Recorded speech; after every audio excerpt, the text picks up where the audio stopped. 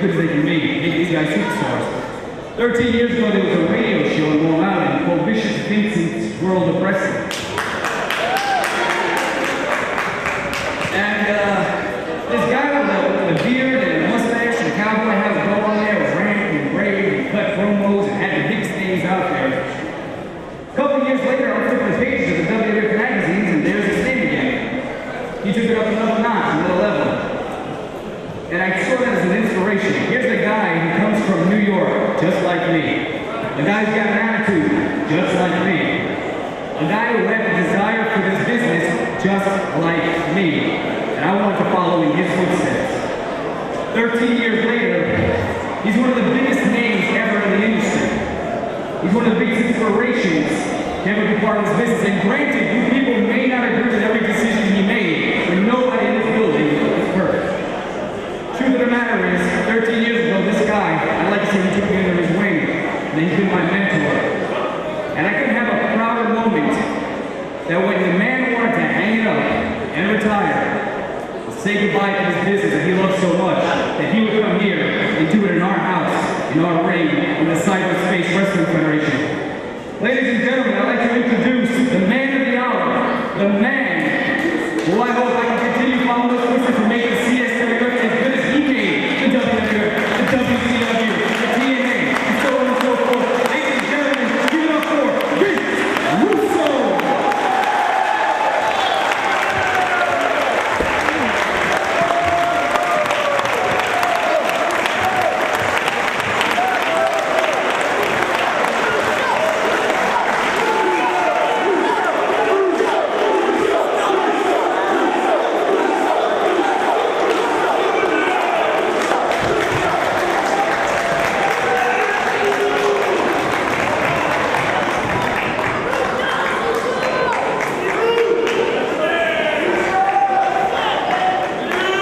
First thing I'd like to say is,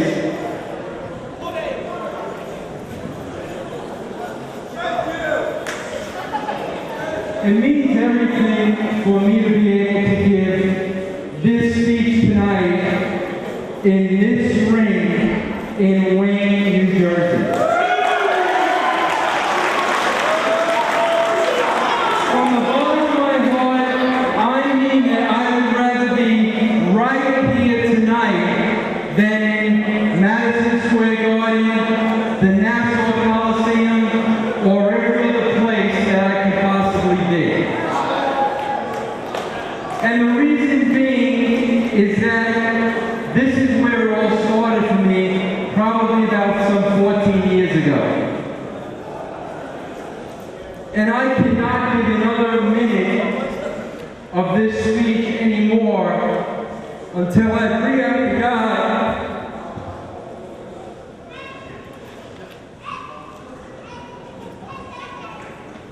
that started it right next to me. Skull, come on out.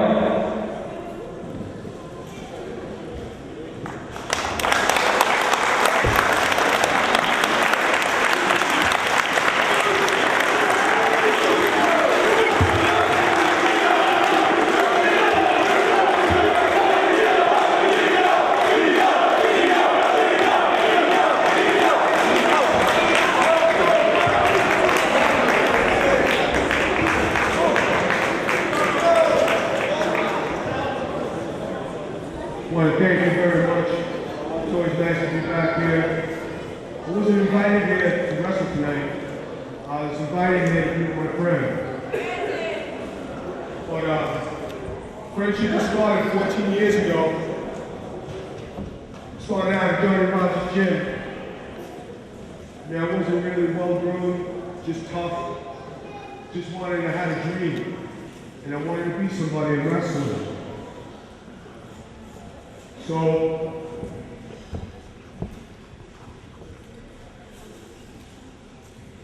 all I had was my heart and just guts. Didn't matter how many people I took, learning, but I kept going. And this man right here seeing that I had a good heart, and I was a good person. Not too many people liked me because I was into training and I wanted to dream. I wanted to be somebody. But this guy right here said, hey man, you want to do a radio show? You know, you want to come out to Long Island and help me? We had some of the best times out there. And times that you never forget. I got to do WWE TVs about 10, 12 years ago. And for a lot of guys who are just doing it now, they think it's the biggest thing in the world. And here I was doing a radio show, I had my friends, we had bus trips, we used to have 60, 70 people go to the National Coliseum. We used to entertain people in the arena club. We used to pay $50 just to hear me, my friend Lee, and Jimmy do a radio show. We had Mr. Perfect on the show. We had the Macho Man, we had Virgil. We had the top superstars. And one thing we had a bunch of fun. One day my friend said to me, you know, I wish I could work for WWE. Just say, hey, you got a college education. I said, put your application in, send your resume to Mrs. McMahon, maybe they'll answer you. And sure enough, you got a call and said, come on down for an interview. What do you know, you became editor of the magazine. Editor of the magazine, we went to some meetings, and you had a lot of ideas, very creative.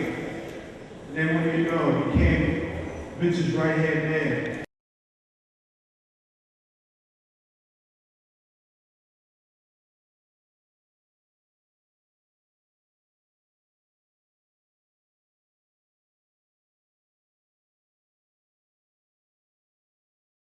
Anyway, I had a 3-day trial.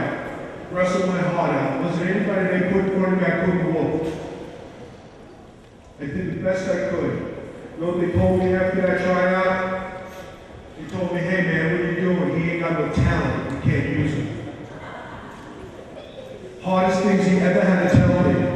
He didn't know how to tell me. He said, you know, I don't know. He said, maybe you should look for something else. I said, no, I ain't quitting, man. I said, you're lying to me. They couldn't have told you that.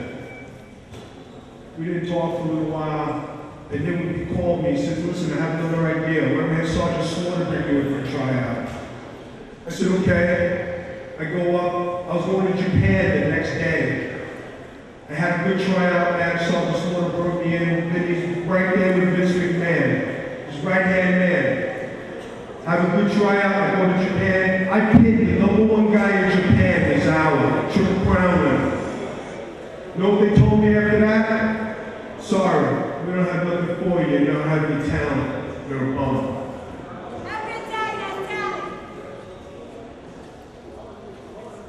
But even though people said that, this man couldn't, he saw my heart was breaking because I wanted something so bad. I stayed in the crappiest places. I wrestled in the worst nightmarish places you could ever think of in the world. Places where guys would never meet their families, or go places where you never think wrestling ever dream of being. I went to every single place. I stayed in touch with this man. Even the days when he had problems in WWF office, and he used to call me, I used to help him solve his problems. And by God, it was me. Nobody knew I was helping my friend. One day I'm wrestling at ECW. Company wasn't doing too good. I get a phone call and say, hey Vito, I finally have a spot for you. Come on down. You finally realized. After he's normal, I never got it.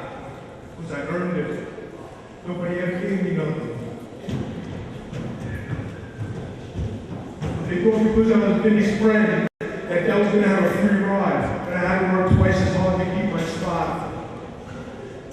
And twice as hard as I worked, I said, Vinny, you're not for it. I'm never going to let you down. I'm never going to give you up. Don't worry about it. I made Nitro main event against Kevin Nash. I had to earn it. I beat Terry Funk for the hardcore title. I had to earn it. I became WCW Tag Team Champion. This man didn't put it on me, but somebody else did because I earned it.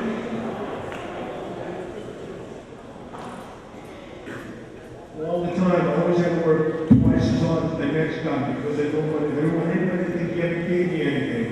because we were always friends. Anybody who ever asked, Vito, can you talk to Vinny for me? I helped every single person who ever came to me. Every single person who ever asked or wanted something, they wanted a dream just like me. I said, no problem, I'll talk to my friend. And you know how many guys succeeded and got to where they wanted? Plenty. And then when he quit, I knew the hammer was going to fall. And they all said, no, Vito, you're in for it. And I said, I don't care. And they tried to get me to say bad things about my friend. And they tried to get me to talk bad about him. But you know what? You don't rat on your friends. You always stay tall. You always be a man. And they tried to make me look like a jerk. They tried to beat me, humiliate me. They couldn't do it. I had pride. But most of all, I had a friendship that lasted 14 years. My friend, my buddy, everybody dumped on him. I was the only one who stood tall. Now he had that big thing with Hulk Hogan. I followed Hogan in the back of the dressing room, watching, waiting, just in case something happened or went down. It didn't matter who it was going to crack him anyway, because he was my friend. Go to TNA. People over there would say people from WCW, and you know what? We stood tall, and we became friends. I'd like to thank my friend Vince Russo. If you don't mind, I think I'm going to stay around for a few minutes. Because I know I'm okay. I'm going to get that phone call. And thank you for being my friend. This is real big.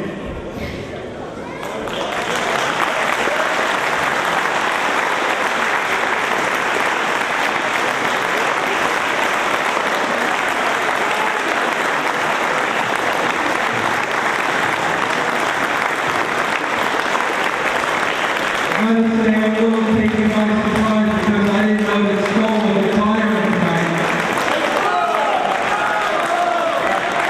But there's something I want to say, and I want everybody in this building to please hear me.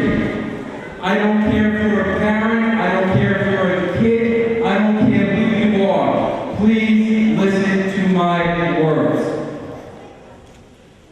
I want to address everybody around the ring right here, because you are the reason why I am here tonight. You are the reason why I even got into this business.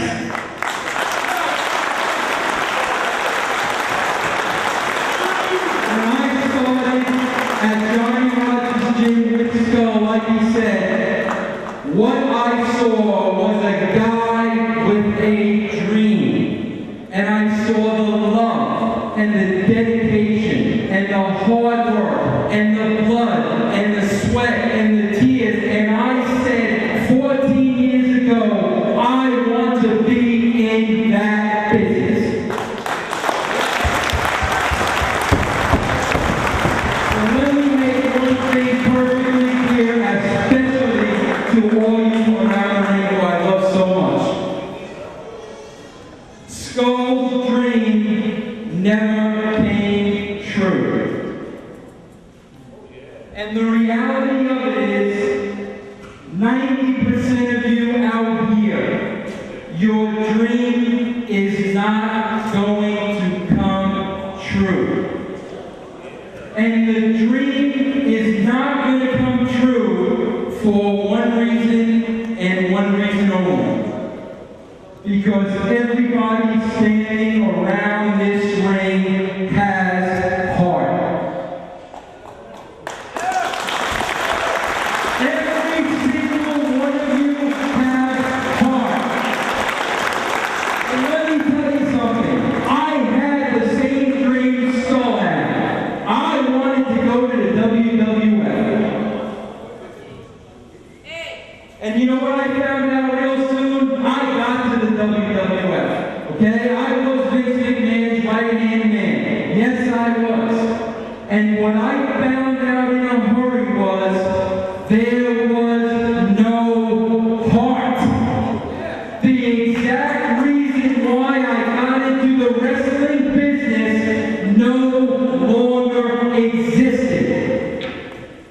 So what did I have to do to survive on that level? Well, what I had to do was I had to change my heart. And I had to play the game. And I had to protect myself. And I had to do things that I normally wouldn't have done. And I had to change. And I had to sell out. That is what I had to do, and that is what I did. Then all of a sudden I wake up one day and I could possibly make. I'm getting all the glory, they're writing about me all over the internet. Joe London comes down and does an interview with me, the whole 9 yards. But you know what? I'm looking in the mirror and I'm absolutely miserable. I'm looking at the mirror and I'm sick to my stomach of the guy I'm seeing in the mirror. You know why?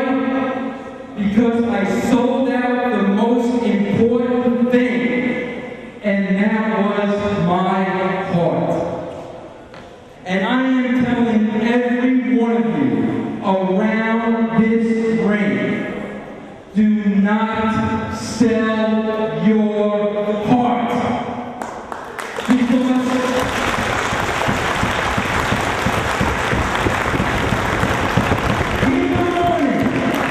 in the morning, you have to wake up and you have to look yourselves in the mirror. And let me tell you something. I'd rather have a good heart, and I'd rather be able to look my kids in the eye than be on top of a mountain, be at the show, be Vince McMahon's right-hand man, and be making all the money I could possibly imagine.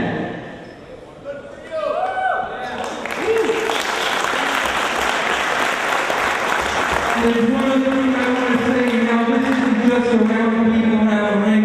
This is for everybody in this arena tonight. The reason every one of you have good hearts is because God put that heart in your body. And I am telling you right now, first and foremost, the reason why we are all in Wayne, New Jersey tonight and not in Stamford, Connecticut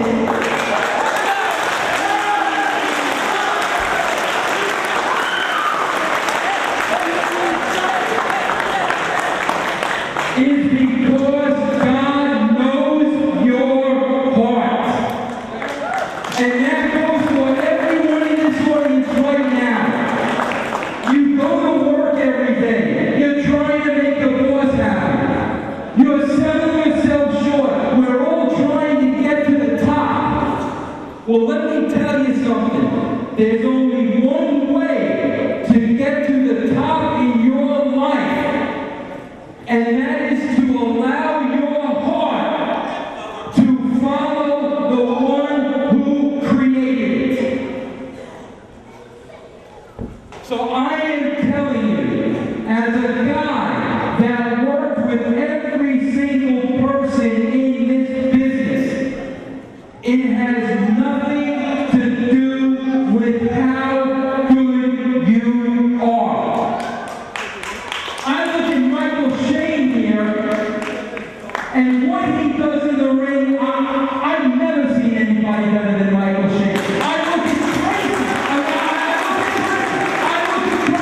I look at all these people here. And you people actually think that you don't have the talent to make it? You have the talent, but you won't sell out your hearts. So I want everyone to know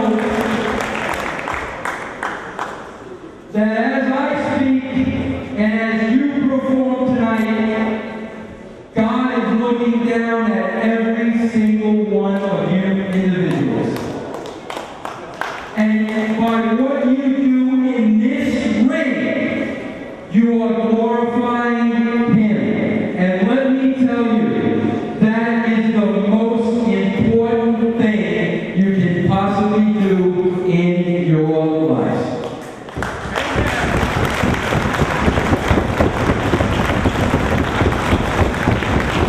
So with that said, I know everybody